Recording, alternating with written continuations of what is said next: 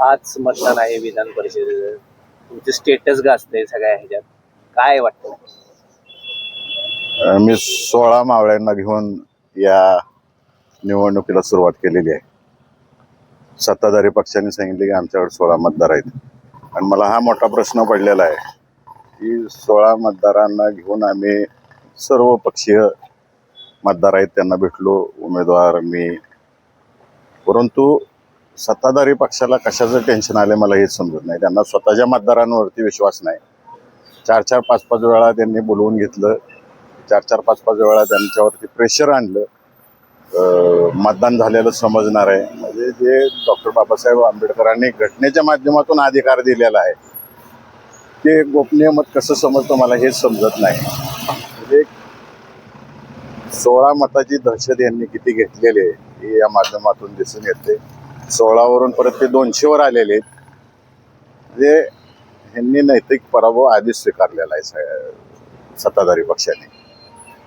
आणि मला खात्री आहे की या जिल्ह्यातील सुज्ञ मतदार जे आहेत त्यांना ज्यांनी मतदान केलेलं आहे आणि सर्वसामान्य मतदाराच्या मनात जे चाललेलं आहे ते विधान परिषदेचे मतदार सर्वसामान्य मतदारांच्या मताला किंमत ठेवून या ठिकाणी वसंत नाना देशमुख यांना निवडून देणार आहेत ह्याची मला 100% खात्री आहे. सत्ताधारी पक्षासह अनेक पक्ष जे आहेत ते अनेक लोक वसंत देशमुखांना पसंती देतात. काय नक्की घडले जिल्ह्यात? अदृश्य शक्ती कशा प्रमाणात?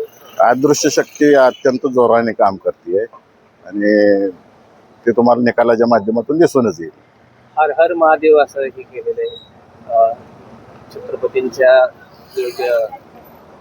स्लोगन स्वराज्याच्या. कुठल्याही युद्धाला उतरत असताना शंभू महादेवाचं आपण प्रार्थना करतो.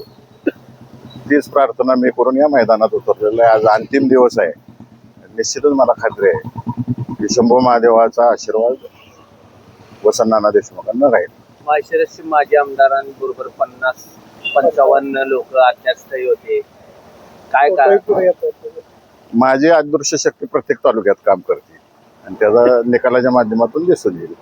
राष्ट्रवादी काँग्रेस अजित पवार गटाचे उमेश पाटील यांनी काल ट्विट केलेले आहे की आम्हाला 4 आमदारांचा पाठिंबा आहे, ऑपरेशन घड्याळ आम्ही करतोय. ते ह्या इलेक्शनशी काही संबंधित विषय नाही आहे.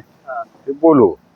जे शरद पवार साहेबांच्या जीवावरती निवडून आलेले आमदार आहेत, मला वाटत नाही त्यातला एकही पवार साहेबांची गद्दारी करत.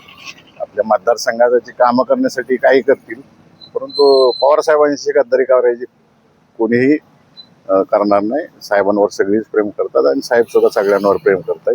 त्यामुळे ही घटना घडणार नाही. निवडणुकीचा निकाल काय? व्हीप बजावलेले विधान परिषदेला व्हीप कोणत्याही पद्धतीने लागू होत नाही.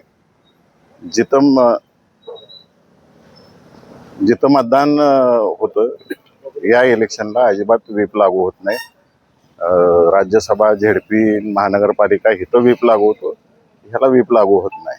म्हणजे एवढं अज्ञान आहे यांच्यामध्ये. निकाल काय असेल?